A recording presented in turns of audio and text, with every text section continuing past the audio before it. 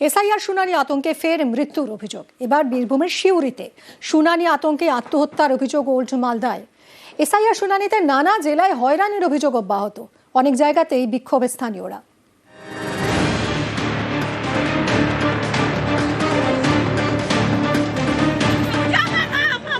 বীরভূমের সিউড়ি, এখানকার বাসিন্দা খেলারাম বৈদ্য। বৃহস্পতিবার রাতে তিনি মারা যান।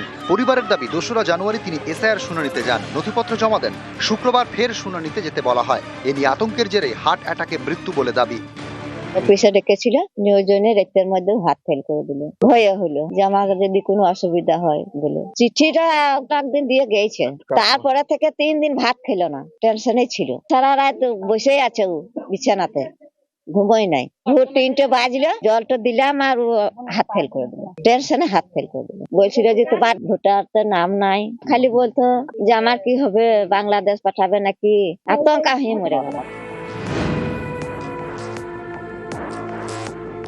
ওল্ড মালদার কামঞ্চ এলাকার বাসিন্দা মানতী রাজবংশী।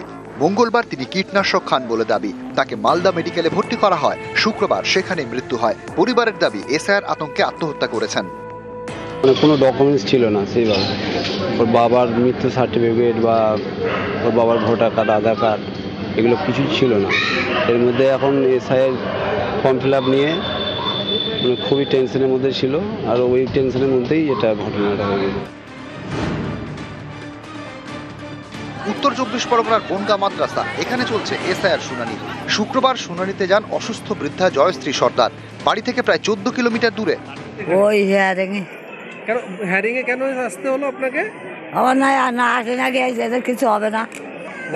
2002 লিস্টে আলাদা রয়েছে। আপনার কি শ্বাসকষ্ট আছে? হ্যাঁ, কি আছে? বিশাল শ্বাসকষ্ট, হাঁটতে পারিনি। এইটা যদি এখানে না আসতে হতো তাহলে কি ভালো হতো? তো ভালো হইতো না। কাল একবার আইছি, ওই যে ভিডিও ওই কোয়ারে নিয়ে গেল। এতে কি ভোগান্তি হচ্ছে আপনার? বিশাল কষ্ট।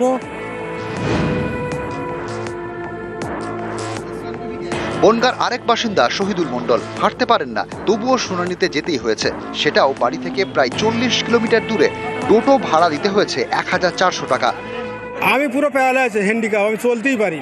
এই হিয়ারিং এখানে ডাক করে এসেছি, প্রায় 40 কিলোমিটার হবে আমাদের বাড়ির থেকে।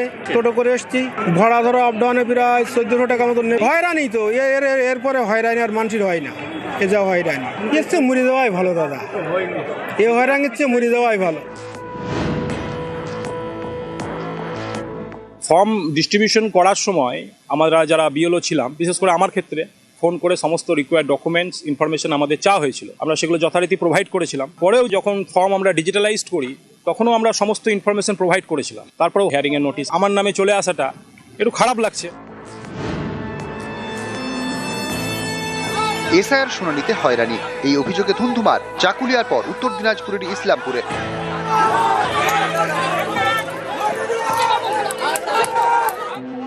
শুনানির নোটিশ দেওয়া 24 ঘন্টার মধ্যে হাজিরার নির্দেশ দিয়েছে কমিশন। এই অভিযোগে শুক্রবার ইসলামপুরে বিক্ষোভ দেখায় স্থানীয়রা। আমাদের 17 তারিখে হিয়ারিং আছে, 16 তারিখ আবার 56টা নাম আসলো। এটা নিয়ে আমাদের বিক্ষোভ। পুলিশ আসছে, প্রশাসন আসছে, এখানে ডেট চেঞ্জ করতে হবে। যেগুলো বাইরে পরিবেশন লেবার গুলো বাইরে আছে, ওগুলো না আসতে পারে, তাহলে ওদের ডেট দিতে হবে। হ্যাঁ, 1টা 3টা ডেট দিতে হবে। সপ্তাহ দিন 8 দিন আগে ওদের জানাতে হবে। এটা হুট করে পাঠাচ্ছে। উত্তর 24 পরগনার সন্দেশখালী 1 নম্বর ব্লক। অভিযোগ, এখানে পরিযায়ী শ্রমিকদের নোটিশ পাঠিয়ে হেনস্থা করা হচ্ছে। এ নিয়ে পথে নামেন অনেকে। বিডিও অফিসের সামনে তাকে ঘিরে বিক্ষোভ দেখানো হয়। এই ব্লকের বৈধ ভোটারগুলোকে অবৈধ বলে ঘোষণা করে দিয়ে তাদেরকে নোটিশ পাঠিয়েছে এসআইআর এর নাম করে, এবং তারা গত কয়েকদিন আগে হিয়ারিং এর ডেটে যথেষ্ট নথিপত্র দেখিয়ে বাইরে চলে গেছে। তাদেরকে আবার নোটিশ পাঠিয়ে আবার তাদেরকে হেনস্থা করা হচ্ছে। তার প্রতিবাদে আমাদের এই প্রতিবাদ। এসআইআর নিয়ে ওনাদের কিছু বক্তব্য রয়েছে, ওনারা একটা ডেপুটেশন দেবেন আমার কাছে। আমি ডেপুটেশনটা ওনাদের নেব এবং ওনাদের যে দাবিগুলো রয়েছে আমি আমার ঊর্ধ্বতন কর্তৃপক্ষকে, পরিযায়ী শ্রমিক থেকে শুরু করে সব ধরনের মানুষদের জন্য দ্রুত যাতে হিয়ারিং হয়ে যায় সেই ব্যবস্থাটাই আমরা করছি।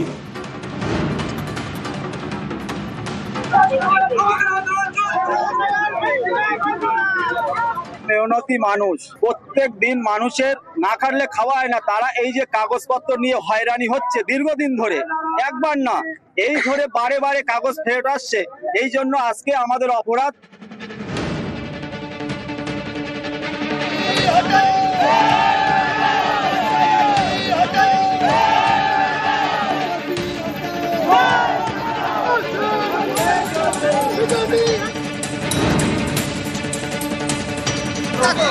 আমরা কোনো গাড়ি ছাড়বো না, আমাদের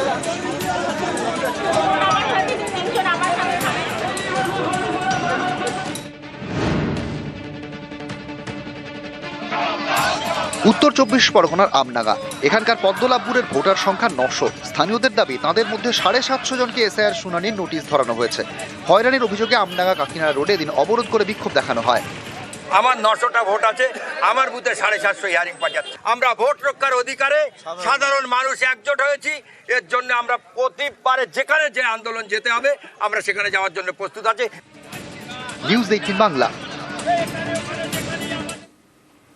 হিয়ারিং হয়রানির ছবি উত্তর 24 পরগনার দেগঙ্গাতেও। একটা ব্লকেই শুনানিতে ডাক 70,000 জনকে। রাস্তায় টায়ার জ্বালিয়ে ক্ষোভ দেখান স্থানীয়রা। 70,000 জনকে একটা ব্লকেই শুনানিতে ডাকা হয়েছে দেগঙ্গায়। কথা বলবো, জিয়াউল রয়েছে সঙ্গে। জিয়াউল, যে ব্লকে এই যে 70,000 জনকে ডাকা হলো, ভোটার সংখ্যা কত এই ব্লকে? দেখো, শুধুমাত্র দেগঙ্গা ব্লকেই 70,000 মানুষকে কিন্তু হিয়ারিং এ ডাকা হয়েছে। এখানে 2,70,000 মানুষের মধ্যে ইতিমধ্যেই প্রথম ধাপেই কিন্তু 70,000 হিয়ারিং এ ডাকা হয়েছে সাধারণ মানুষকে। আর জানি ইতিমধ্যে এলাকায় একটা চাপা উত্তেজনা, তার কারণ প্রতি মানুষকেই হিয়ারিং এর জন্য ডাকা হচ্ছে। সমস্ত ডকুমেন্টস দেওয়ার পরেও নির্বাচন কমিশন যে সমস্ত ডকুমেন্টস চাইছে সেই সমস্ত ডকুমেন্টস দেওয়ার পরেও হিয়ারিং এ ডাকা হচ্ছে, এমনটা অভিযোগ তুলছে এলাকার মানুষজন। এবং দেগঙ্গার বিডিও তিনিও স্পষ্ট করে জানান যে প্রায় 70,000 মানুষকে ইতিমধ্যেই প্রথম ধাপে হিয়ারিং এর জন্য ডাকা হয়েছে। ধাপে ধাপে আরো ডাকা হবে, কিন্তু যেভাবে এই নির্বাচন কমিশন তুকলুকি সিদ্ধান্ত, অর্থাৎ ইচ্ছা মতন সিদ্ধান্ত নিয়ে সাধারণ মানুষকে হয়রানি করছে, এর জন্যই কিন্তু মানুষের একটা ক্ষোভ জমছে। তার কারণ 70,000 হিয়ারিং এর জন্য ডাকা হয়েছে প্রথম ধাপে, এমনটা কিন্তু জানা যাচ্ছে শুধুমাত্র দেগঙ্গা ব্লকে। জিয়াউল, বিএলওরাও তো কাজের চাপে হিমশিম খাচ্ছেন, তারাও তো সরব হয়েছেন কমিশনের বিরুদ্ধে।